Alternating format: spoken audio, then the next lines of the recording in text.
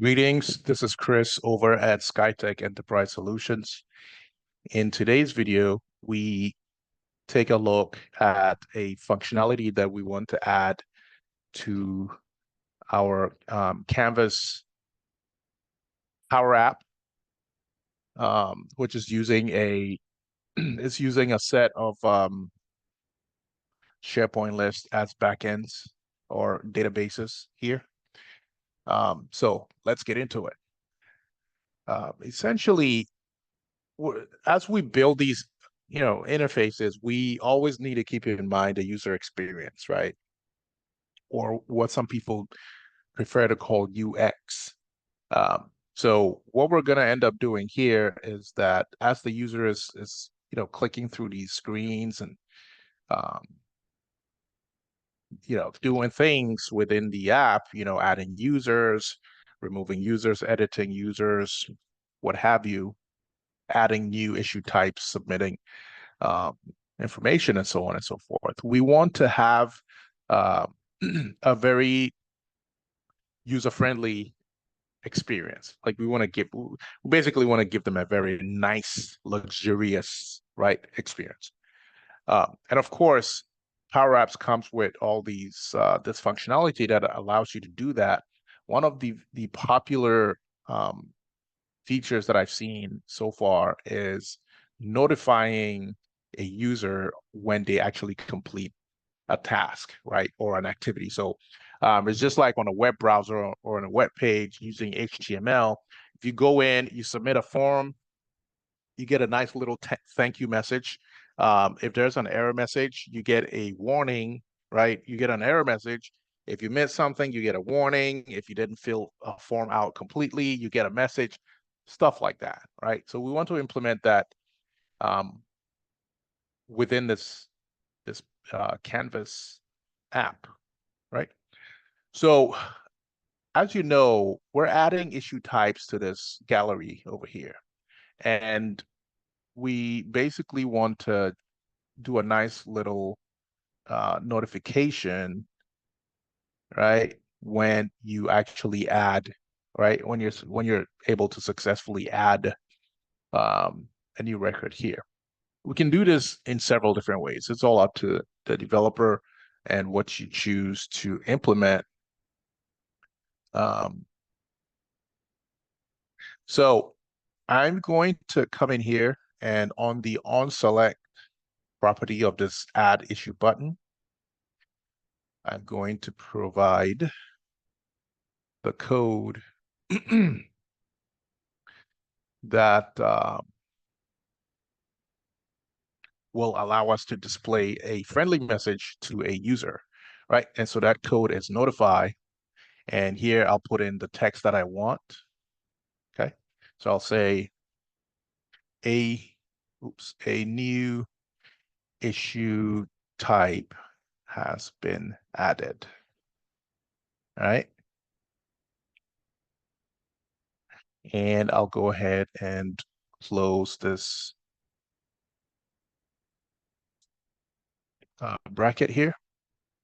And I'll go and hit the play button, go back to my issue types, and I'll say new issue type. I'll just type that in here. Okay. And when I hit add, you notice above here, you get this banner across the screen that says a new issue type has been added. Okay.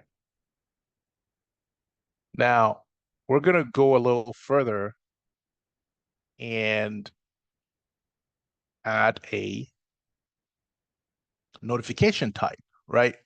So here you'll find out that we have different types of notifications. So as I mentioned earlier, if you're dealing with a web browser on, let's say, WordPress or ASP.NET or Cold Fusion or ASP 3.0, you'll find out that the developers put quite a bit of thought and effort into the forms, right? So you can get an error message if something goes wrong, or if you enter the wrong data.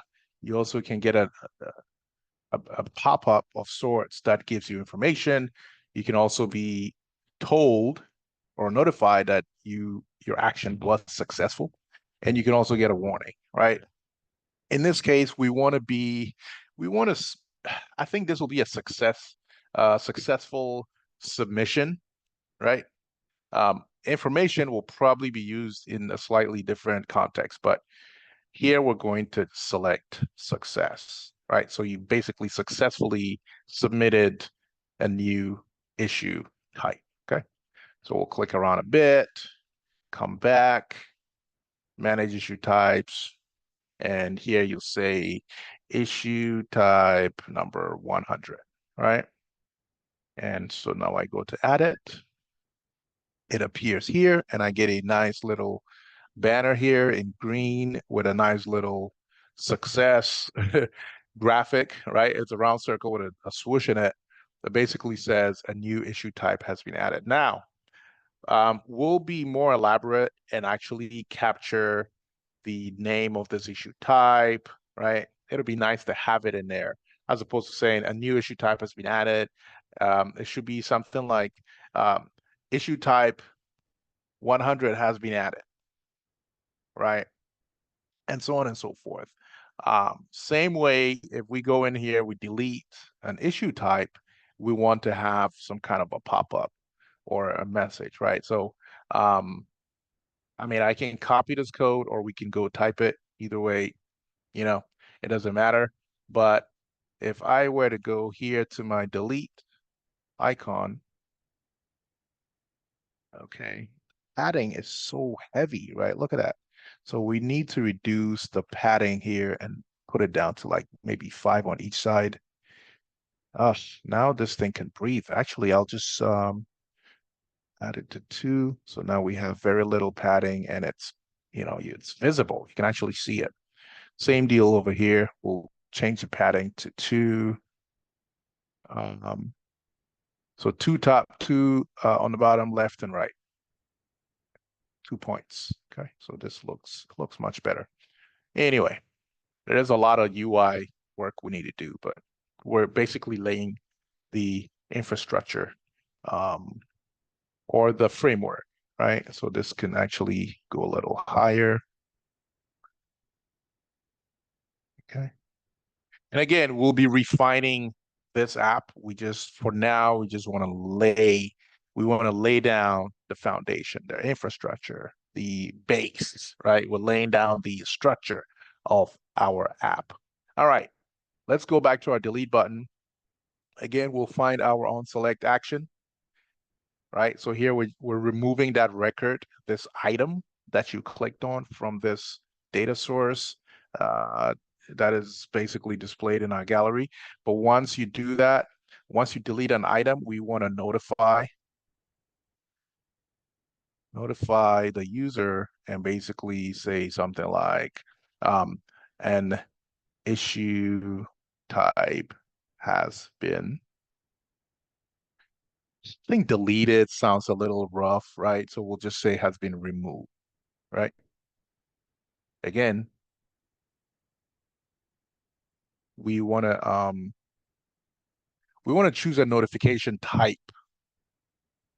And I mean, we can still do success, but I think in this case, I want to do information or informational, right? So you're just telling the person that this, first was success and now, hey, you did something, right? So now if I come in here and I click on delete, it's gone, and then it's informational, right? So you notice that the icons are different with these notifications, right? So we can go ahead and replicate that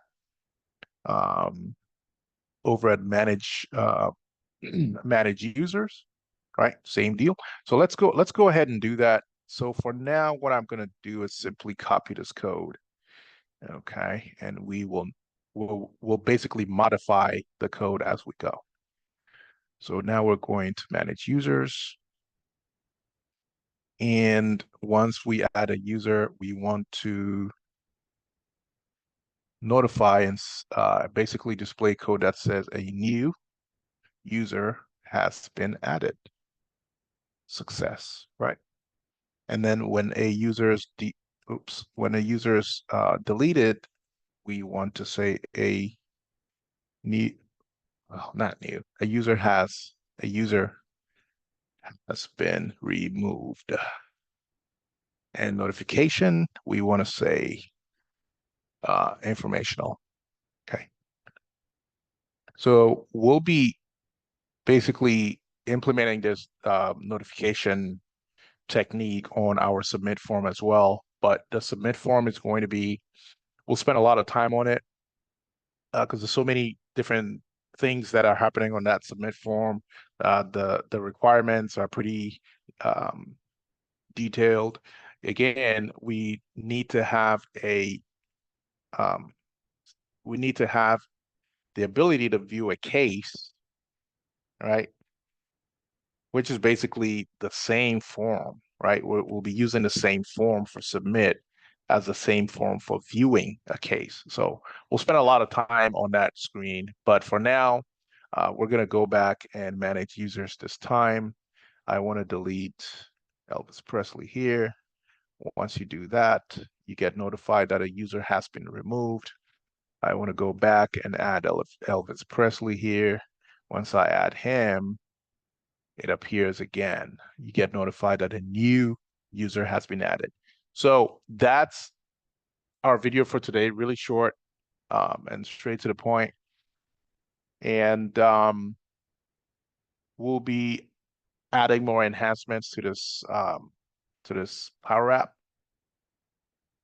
and building it until we get to the point where we need to get into the Power Automate aspect of it and start actually testing it, submitting the form, right? Submitting a new case, emails getting sent, being able to view the case, right? In whether it's resolved mode status or in draft status or in submitted status. Yep, we'll have a third status here, which is submit. So it's going to be, yep, it's right there. So for instance, if it's submitted, this, that, and the other must happen. If it's in draft mode, this should happen. If the form has been resolved, this should happen, right? So there's so much that we need to be dealing with when it comes to this form here. So, and then we'll do some more UI work to make this app look very, very user-friendly.